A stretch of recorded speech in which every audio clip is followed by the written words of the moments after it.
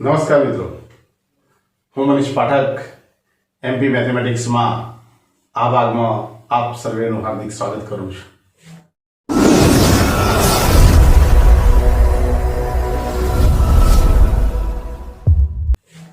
મિત્રો, આ ભાગમાં આપણે સિક્કાના મુદ્દાને ભણાવવા જઈ રહ્યા છીએ. મિત્રો, ખૂબ અગત્યનો ટોપિક છે જે સ્પર્ધાત્મક પરીક્ષા માટે અને બોર્ડની પરીક્ષાઓ માટે પણ આ ખૂબ મહત્વનો મુદ્દો છે. એટલે આપણે સિક્કાને આજે સંપૂર્ણપણે આ ભાગમાં સમજ્યું કે સિક્કાને એક વખત ઉછાળીએ, બે વખત કે ત્રણ કે n વખત ઉછાળીએ પણ એનાથી મળતા પરિણામો વિશેની સંપૂર્ણ ડિટેલમાં ચર્ચા આજે કરશું. મિત્રો, તો આવો આપણે સમજીએ સિક્કાને. સિક્કો, જેને અંગ્રેજીમાં કોઈન કહીએ છીએ, સિક્કાને બે બાજુ હોય છે. એક કે જે બાજુ હંમેશા જે તે દેશનું પ્રતીક હોય એને આપણે હંમેશા છાપ તરીકે લેતા હોઈએ છીએ. આપણા ભારત દેશનું પ્રતીક સિંહોની પ્રતિકૃતિ વાળું અશોક સ્તંભનું નિશાન હોય છે, આપણે એને હેડ તરીકે લઈએ છીએ. અંગ્રેજીમાં હેડ કહીએ છીએ અને ગુજરાતીમાં છાપ કહીએ છીએ અને ટૂંકમાં એને એચ વડે દર્શાવીએ છીએ. અને રિવર્સ સાઈડ, બીજી બાજુએ કાંટાનું નિશાન હોય છે જેને અંગ્રેજીમાં ટેલ્સ કહીએ છીએ. એટલે આપણે અહીંયા બધા જ દાખલામાં એચ અને ટી વડે દર્શાવશું. એચ એટલે હેડ, ટી એટલે ટેલ્સ, છાપ અને કાંટો. હવે આ સિક્કાને વારાફરતી આપણે એક સિક્કો લઈએ, બે સિક્કો લઈએ, ત્રણ સિક્કાને એક સાથે ઉછાળીએ કે ચાર સિક્કાને, તો એનાથી મળતા પરિણામોની આપણે ચર્ચા કરવાની છે. સૌથી પહેલા સંભાવનામાં તમે શીખી ગયા હશો કે સૌથી પહેલી અગત્યતા કુલ પરિણામની, બરાબર? કુલ પરિણામ અને પછી આપણે જે ઘટનાના પ્રશ્ન પૂછ્યો હોય એ ઘટનાના પરિણામ અને બંનેનો ભાગાકાર એટલે આપણે એને સંભાવના કહીએ છીએ. ચલો મિત્રો, સૌથી પહેલા આપણે કુલ પરિણામની ચર્ચા કરી લઈએ. તો એક સિક્કાને ઉછાળતા,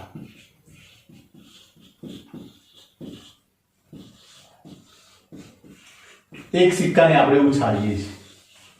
તો એક સિક્કાને ઉછાળીએ, સિક્કાને આપણે જોયું હમણાં બે બાજુ હોય છે એટલે કુલ પરિણામની વાત કરીએ.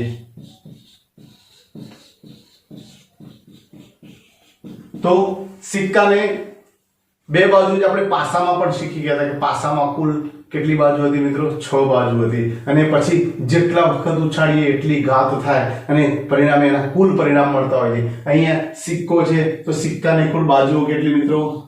તો 2. અને એક વખત જો આપણે ઉછાળીએ છીએ તો 2 ની 1 ઘાત એટલે 2. એટલે એક સિક્કાને આપણે ઉછાળીએ, ટોસ કરીએ છીએ ત્યારે એચ આવે કે ટેલ આવે, મતલબ કે કુલ 2 જ પરિણામ મળી શકે. અને બે પરિણામમાં પહેલી વખત ઉછાળીએ કદાચ એક વખત તો એચ મળી શકે અને બીજી વખત ટી. બસ આ બે સિવાય બીજા આપણને કોઈ પરિણામ નહીં મળી શકે. મિત્રો, અહીંયા ધ્યાન રાખજો એક વસ્તુ કે અહીંયા સમતોલ સિક્કો આપણે લેવાનો છે, મતલબ એચ અને ટી મળશે. અહીંયા ક્યાંય શોલેનો સિક્કો લેવાનો નથી કે ઉભો રહે અથવા તો બંને બાજુ છાપ આવે. એ સિક્કાને આપણે અવગણવાનો છે મિત્રો, એટલે ખાસ ધ્યાન રાખજો. હવે બે સિક્કા ઉછાળતા,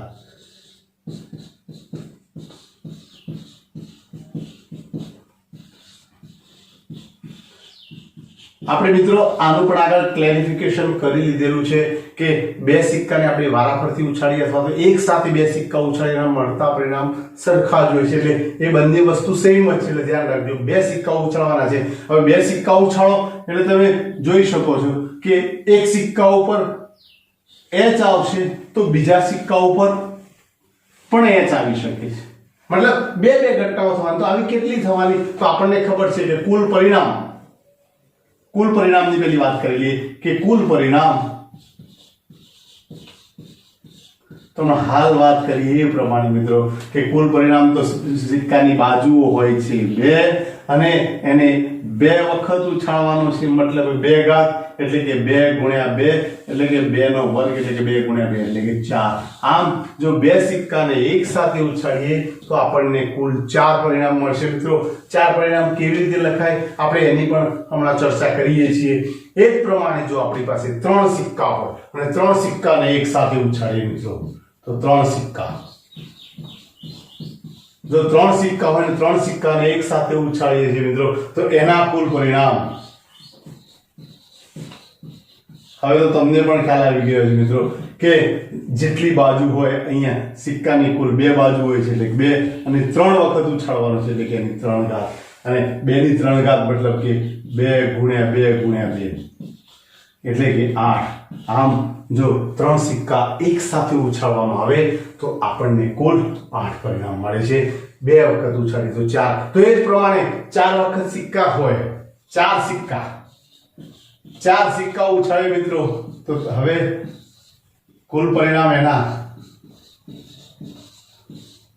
4 સિક્કા હોય તો એના કુલ પરિણામ તો સિક્કાની બાજુ 2 અને 4 વખત ઉછાળે છે, એટલે 4 ઘાત બરાબર 2 ગુણ્યા 2 ગુણ્યા 2 ગુણ્યા 2 4 વખત, એટલે કે 2 દુ 4 8 16. તો એ પ્રમાણે મિત્રો 5 વખત ઉછાળશું તો 2 ની 5 ઘાત, 2 ની 5 ઘાત એટલે કે 2 ગુણ્યા 2 ગુણ્યા 2 ગુણ્યા 2 ગુણ્યા 2 5 વખત મતલબ 32. આમ સિક્કાને જો તમે n વખત ઉછાળવામાં આવે મિત્રો, n વખત જેટલા વખત ઉછાળો છો કોઈ પ્રશ્ન નથી. આટલી જ વસ્તુ યાદ રાખવાની કે સિક્કાની બાજુ હોય છે 2 અને જેટલા વખત ઉછાળો એટલી ઘાત આવશે, એટલા એના કુલ પરિણામ મળશે. આ ખૂબ અગત્યના હોય છે મિત્રો. એટલે આ વસ્તુની ખાસ તકેદારી રાખવાની છે કે એક સિક્કો હોય, 2 સિક્કો હોય, 3 હોય, 4 હોય કે n ગમે તેટલા સિક્કા હોય, પણ હંમેશા જેટલી બાજુ હોય અને ઉછાળવાનો જે પ્રયત્ન છે એટલી એની ઘાત થઈ જાય. આમ એટલા પરિણામ આપણને કુલ મળે. એટલે સૌથી પહેલા કુલ પરિણામ આપણે નક્કી કરી લીધા. હવે આની જરા વાત કરી લઈએ કે એક સિક્કો ઉછાળીએ તો હાલ જોયું એક સિક્કો, તો એના કુલ પરિણામ આપણને 2 મળ્યા, પણ લખવા કઈ રીતે આ મોટો પ્રશ્ન હોય છે મિત્રો. એટલે આપણે એની વાત કરીએ તો એક સિક્કાને ઉછાળતો મળતા કુલ પરિણામ આપણી પાસે હતા 2 કુલ પરિણામ. તો એ 2 લખવા કઈ રીતે? તો પહેલું પરિણામ આમાં સિક્કાને માત્ર ને માત્ર 2 જ બાજુ હોય, એટલે કે એક વખત ઉછાળીએ સિક્કાને તો કાં તો h આવી શકે અથવા તો t આવી શકે. મતલબ આ 2 જ પરિણામ આપણને મળી શકે મિત્રો. એ જ પ્રમાણે 2 સિક્કા, તો એના કુલ પરિણામ 2 સિક્કા હતા, એના કુલ પરિણામ 2 ની 2 ઘાત એટલે કે 4 હતા. તો 4 પરિણામ કઈ રીતે મળી શકે મિત્રો? 2 સિક્કા છે એટલે એક સિક્કા ઉપર h આવે તો બીજા ઉપર પણ h આવે અથવા t આવી શકે. તો એવા કુલ 4 પરિણામ મળી શકે, 1 2 3 અને 4. તો લખવા કઈ રીતે મિત્રો? તો એ ધ્યાન રાખજો, આના ઉપર h હોય તો આના ઉપર પણ h આવે, અથવા આના ઉપર t હોય તો આના ઉપર t આવે. ત્યારબાદ આના ઉપર h આવે ત્યારે આના ઉપર t આવે, અથવા તો આના ઉપર t આવે ત્યારે આના ઉપર h આવે. એટલે કે આટલી રીતે આપણે લખી શકીએ. મતલબ આ કુલ 4 પરિણામ આપણને મળી શકે મિત્રો. જો 3 સિક્કા હોય, 3 સિક્કા, તો કુલ પરિણામ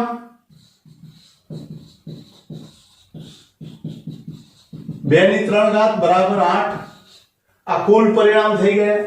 પણ એ લખવાના કઈ રીતે? તો હવે 3 સિક્કા ઉછાળે છે એટલે 3 ને 3 ઉપર, એક સિક્કા ઉપર h આવે હોય ત્યારે બીજા ઉપર h કે t આવે હોય ત્યારે ત્રીજા ઉપર પણ h t, એટલે આવા કુલ 8 પરિણામ મળશે.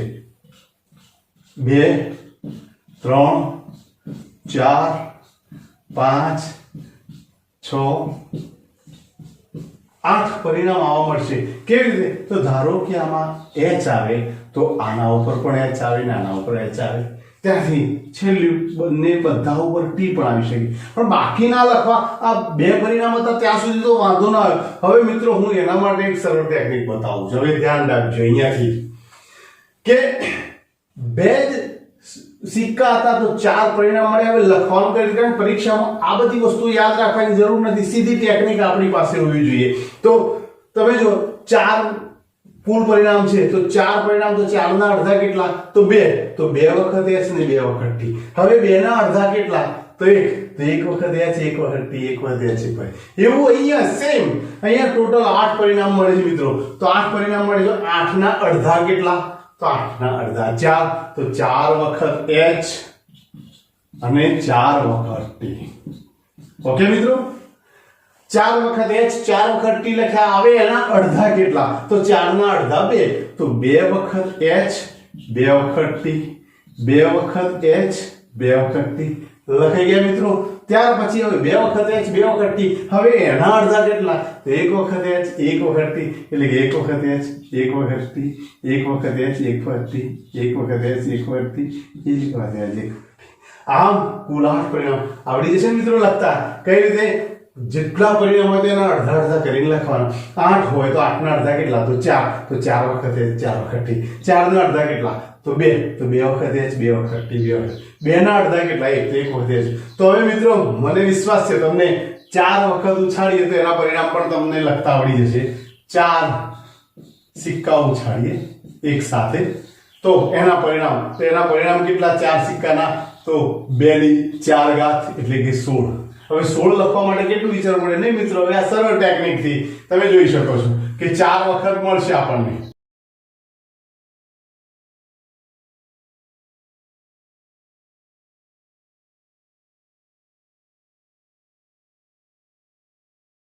હવે અહીંયા તમે જોઈ શકો છો કે કઈ રીતે લખશું? 16 પરિણામ છે તો 16 ના અડધા એટલે કેટલા? 8, તો 8 વખત h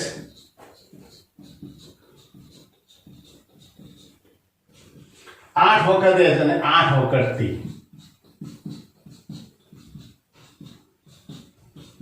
ઓકે, હવે 8 વખત લખ્યા. હવે 8 ના અડધા કેટલા? તો 4, તો 4 વખત h 4 વખત t 4 વખત h 4 વખત t 4 વખત h 4 વખત t 4 વખત લખ્યા. હવે 4 ના અડધા કેટલા?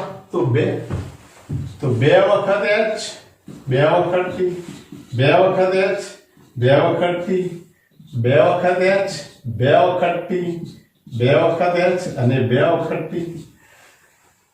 16 ના અડધા 8, 8 ના અડધા 4, 4 ના અડધા 2 અને 2 ના અડધા 1, એટલે હવે 1 વખત h 1 વખત t.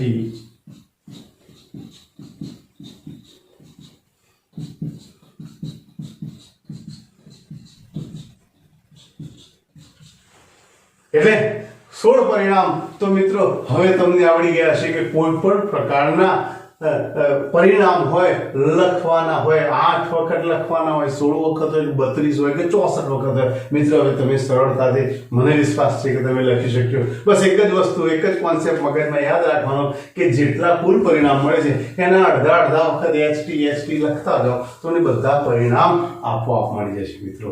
એટલે 2 વખત સિક્કાનું ઉછાળો કે 3 વખત કે 4 વખત, બધી વસ્તુ ખૂબ સરળ હોય છે મિત્રો. બસ ખાલી એની એક ટેકનિક આપણી પાસે હોવી ખૂબ જરૂરી છે. હવે આ પરિણામ તો આપણી પાસે આવી ગયા. હવે પહેલી વાત કરીએ, કારણ કે આ બધામાં દાખલા કેવા પૂછાવી શકે. તો સૌથી પહેલા વાત કરીએ કે એક સિક્કાની વાત હોય કે એક સિક્કાને ઉછાળતો તો એના દાખલા લગભગ ઓછા પૂછાય, પણ આપણે છતાં પણ સમજી લઈએ તો આમાં 2 પ્રકારના પ્રશ્નો નીકળી શકે કે ભાઈ છાપ આવવાની, સૌથી પહેલું એવું પૂછી દે આપણને કે છાપ આવવાની સંભાવના. તો મિત્રો છાપ આવવાની સંભાવના, તો પ્રોબેબિલિટી ઓફ h, છાપ આવવાની સંભાવના કેટલી? તો મિત્રો છાપ એક જ વખત આવી શકે અને ભાગ્યા એટલે કે સાનુકૂળ પરિણામ આપણા એક જ અને કુલ પરિણામ કેટલા છે? તો 2, એટલે કે 50% કહી શકાય. દૂત્યાંશ એટલે કે 50%. અને એ જ પ્રમાણે કદાચ એમ પૂછી લે કે કાંટો આવવાની સંભાવના, ટેલ્સ, તો કાંટો આવવાની સંભાવના પણ એક વખત જ આવી શકે, એટલે 1 ભાગ્યા કુલ પરિણામ એટલે કે 2, એટલે પણ 50%. મિત્રો આના ઉપરથી ખ્યાલ આવી જશે કે બંનેની સંભાવના 50% છે. એટલે તો રમત ગમતમાં આપણે ટોસિંગમાં બંને બાજુની શક્યતા 50% રહેલી છે. એટલે કોણ દાવ લેશે એના માટે પહેલાથી 100% આગાહી નક્કી ન કરી શકાય. એટલા માટે રમત માટે પણ એ સિક્કાનો ઉપયોગ કરવામાં આવતો હોય છે, બરાબર. અને આના તો ગણિત શાસ્ત્રી કેટલા વખત આ સિક્કાઓ ઉછાળીને આ પરિણામ મેળવે છે આપણે સૌથી પહેલા ભાગમાં આપણે જોઈ લીધું મિત્રો. એટલે આના દાખલા ઓછા પૂછાય, પણ આપણે સમજ માટે ખૂબ જરૂરી છે. હવે 2 સિક્કાની વાત કરીએ તો 2 સિક્કામાં કેવા પ્રકારના દાખલા પૂછાઈ શકે. હવે બે સિક્કાને ઉછાળતા મળતા પરિણામો આપણે જોયા. હવે એના કેવા પ્રકારના દાખલા પૂછાઈ શકે? મિત્રો, અહીંયા તમે જોઈ શકો છો કે બે સમતોલ સિક્કાને એક સાથે ઉછાળતા આપણને આ પ્રકારના પ્રશ્નો પૂછી શકે. ધારો કે પહેલો જ પ્રશ્ન છે કે બંને છાપ આવે. હવે કુલ પરિણામ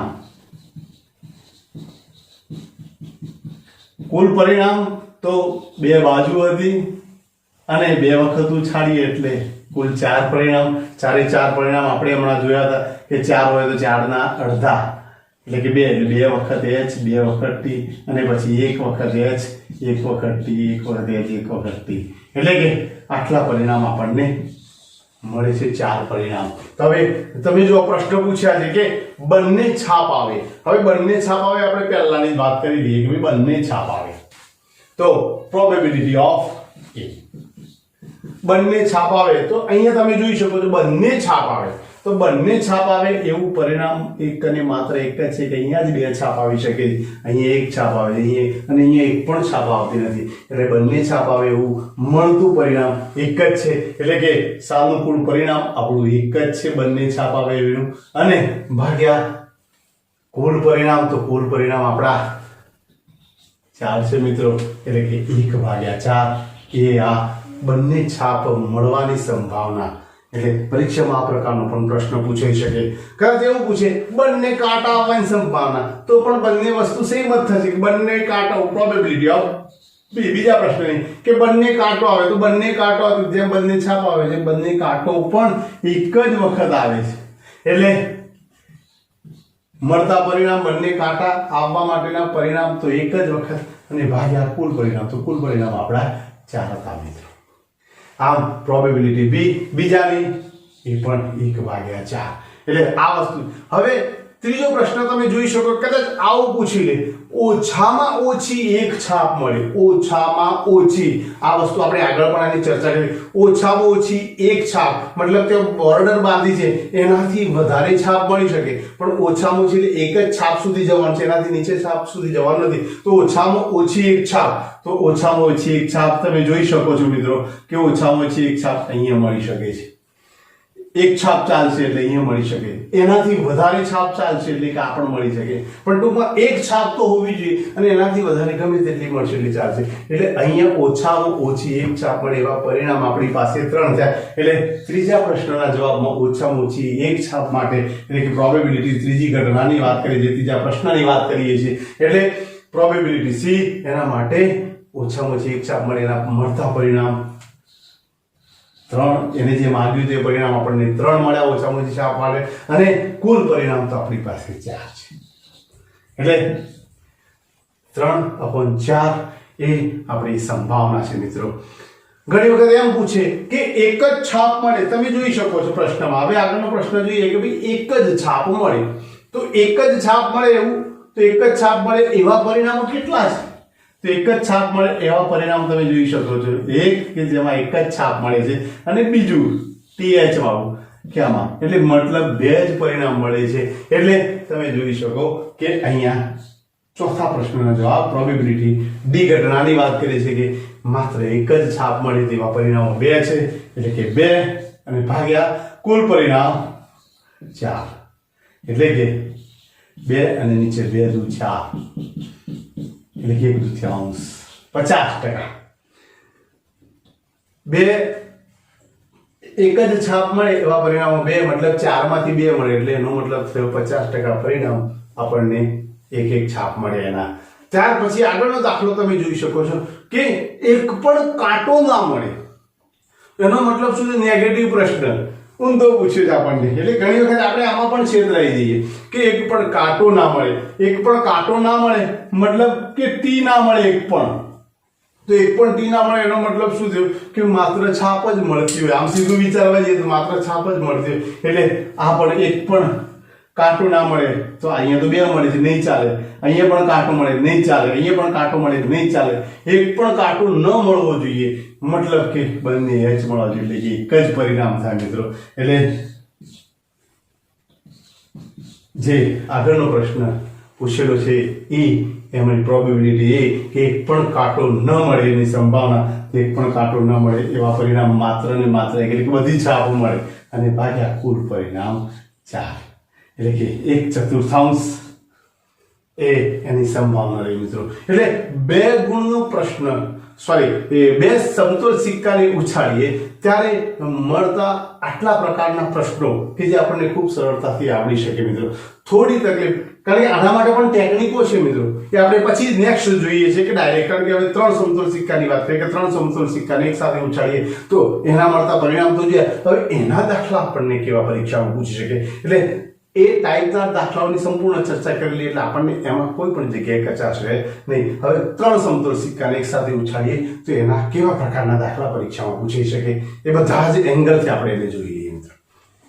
તો મિત્રો તમે જોઈ શકો છો અહીંયા 3 સમતોલ સિક્કાને એક સાથે ઉછાળતા કેટલા પ્રકારની વેરાયટીના પ્રશ્નો અહીંયા છે મિત્રો. આપણે ખૂબ સરળતાથી એને સોલ્વ કરીએ તો જોઈએ. હવે સૌથી પહેલી વાત કરી દઈએ 3 સમતોલ સિક્કા ને એક સાથે ઉછાળતા મળતા કુલ પરિણામ. આપણી પાસે કુલ પરિણામ તો 2 બાજુ અને 3 વખત ઉછાળવાના છે એટલે કે 2 ગુણ્યા 2 ગુણ્યા 2 એટલે કે કુલ 8 પરિણામ.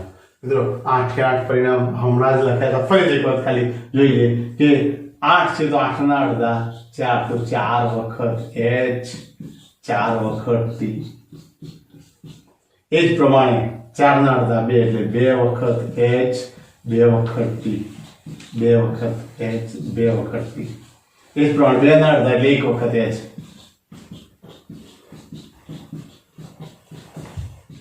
આમ આપણી પાસે આ 8 પરિણામ છે મિત્રો. હવે દાખલાની રકમમાં જોઈએ અને પ્રથમને સમજીએ આપણે કે 3 વખત છાપ મળે મિત્રો. હવે આમાંથી કેટલા પ્રકારના આટલા પ્રકારના પ્રશ્નો તમે આપોઆપ પણ સમજી શકો છો કે હવે ખૂબ સરળ થઈ જશે તમારા માટે. સૌથી પહેલું આમાં મહત્વની વસ્તુ એ હોય છે કે આપણને આ અવલોકન લખતા આવડે છે. કુલ પરિણામ જે છે આપણને લખતા આવડવા જોઈએ સરળ રીતે, બરાબર. હવે તો તમને લખતા આવડી ગયા છે 4 5 કે ગમે તેટલા સિક્કા ઉછાળતા હોય પણ એના પરિણામ તમને લખતા આવડી ગયા છે મિત્રો.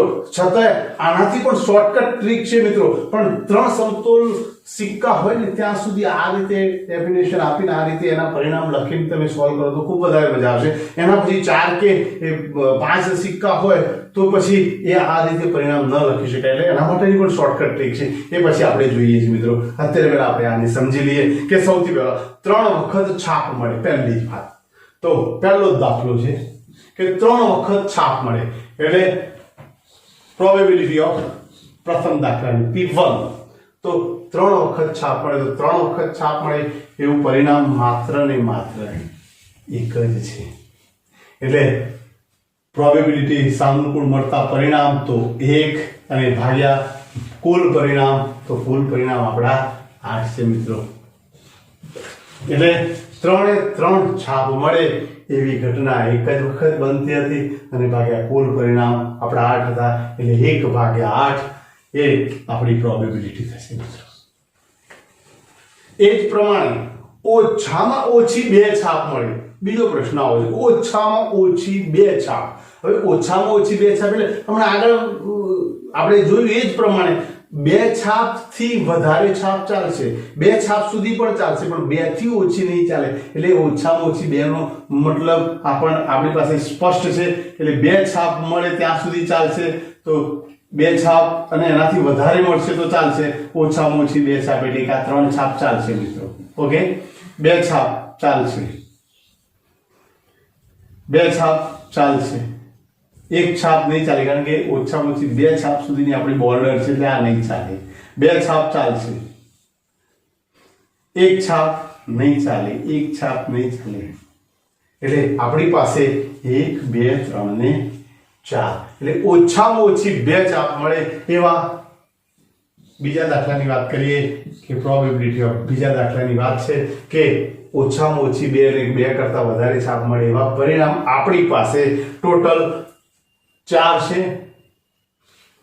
અને ભાગ્યા કુલ પરિણામ 8 એટલે કે 4 એકા 4 અને નીચે 4 દુ 8 એટલે કે 1/50%. ત્રીજી રકમ તમે જોઈ શકો છો કે એક જ છાપ મળે. તો અહીંયા એક છાપ મળે એવી ઘટનાઓ તમે જોઈ શકો છો કે એક જ છાપ મળવી જોઈએ મિત્રો. તો અહીંયા 3 છાપ મળે છે, નહીં ચાલે. 2 છાપ મળે છે નહીં, આપણે જો એક છાપ માંગી છે ઉપર, તો એક છાપ એવું પરિણામ, હા એક છાપ મળે એવું પરિણામ છે. એ જ પ્રમાણે અહીંયા 2 છાપ મળે છે, બીજું પરિણામ, હા અહીંયા પણ એક છાપ મળે છે અને એક આ પરિણામ છે એમાં પણ એક છાપ મળે છે. એટલે કે ટોટલ 3 પરિણામ મળે છે મિત્રો. એટલે ત્રીજા દાખલા માટેની વાત કરીએ કે પ્રોબેબિલિટી, ત્રીજી ઘટનાની વાત કરીએ છીએ કે આપણને એક જ છાપ મળે, એક જ છાપ મળે એવા પરિણામ આપણી પાસે 3 છે અને કુલ પરિણામ તો તમે મિત્રો જાણો છો 8, એટલે કે 3/8 એ એક છાપ મળવાની પ્રોબેબિલિટી છે મિત્રો. આગળ કે એક પણ કાંટો ના મળે, નેગેટિવ પ્રશ્ન પહેલામાં જોયું તેવું એ જ વાત કરીએ છીએ અહીંયા કે ચોથો મુદ્દો કે એક પણ કાંટો ન મળે, મતલબ છાપ ગમે તેટલી મળશે ચાલશે પણ કાંટો ન મળવો જોઈએ. ચલો એક પણ કાંટો ન મળે એવા કેટલા પરિણામ છે? કાંટો ન મળવો જોઈએ. તો ચલો આ કાંટો મળે છે એટલે આ નહીં ચાલે. અહીંયા પણ કાંટો મળે છે, કાંટો ન મળવો જોઈએ. અહીંયા પણ કાંટો મળે છે, નહીં ચાલે. અહીંયા પણ મળે છે, અહીંયા પણ મળે છે, અહીંયા પણ મળે છે.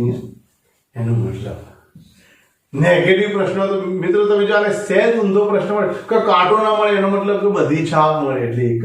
એટલે જે પહેલો પ્રશ્ન છે એ જ વસ્તુ છે, બરાબર. પણ છતાં ઘણી વખત નેગેટિવ પ્રશ્ન આપણે છેતરાઈ, એક પણ કાંટો ન મળે એટલે કે ટી ના આવ્યો તો માત્ર એચ જ આવવા જોઈએ, એચ આવવા જોઈએ એવું પરિણામ એક અને માત્ર એક જ છે. એટલે ચોથાની ઘટના પ્રોબેબિલિટી ઓફ 4 ને એક પણ કાંટો ન મળે એવા પરિણામ માત્ર ને માત્ર એક છે અને ભાગ્યા કુલ પરિણામ 8. એટલે મિત્રો આ ટાઈપના વેરાયટી, એટલે હવે હું માનું ત્યાં સુધી તમને આ પરિણામ લખતા આવડી ગયા છે અને આમાંથી કોઈ પણ પ્રકારનું પરિણામ તમને જે રીતે પૂછી લે એ પ્રકારના પરિણામને ભાગ્યા કુલ પરિણામ, એટલે તમને પરીક્ષામાં 2 સમતોલ સિક્કા કે 3 સમતોલ સિક્કાનો ઉછાળવાવાળો દાખલો હશે તો હું માનું છું ત્યાં સુધી તમે ખૂબ સરળતાથી ગણી શકો મિત્રો. એટલે તમને મજા આવી છે. હજુ આપણે 4 વખતથી 5 વખત ઉછાળવાના છે મિત્રો અને એ 4 ને 5 વખતના કુલ પરિણામ લખતા તમને શીખવાડે કે આ રીતે લખાય, પણ એ બધા લખીને આ રીતે શોધીને મજા ના આવે. એટલે એના માટે શોર્ટકટ ટ્રીક મિત્રો ખૂબ મજા આવશે. એટલે એ આ દાખલો પણ તમે શોર્ટકટ ટ્રીકથી ગણી શકશો, જે આપણે નેક્સ્ટ એપિસોડમાં વાત કરીશું મિત્રો. આ ભાગ જો તમને ગમ્યો હોય મિત્રો તો જરૂરથી સબસ્ક્રાઇબ કરજો, શેર કરજો, લાઈક કરજો, જેથી તમને આગામી મેસેજ મળવાની સંભાવના કેવી હોય મિત્રો 100% હોય.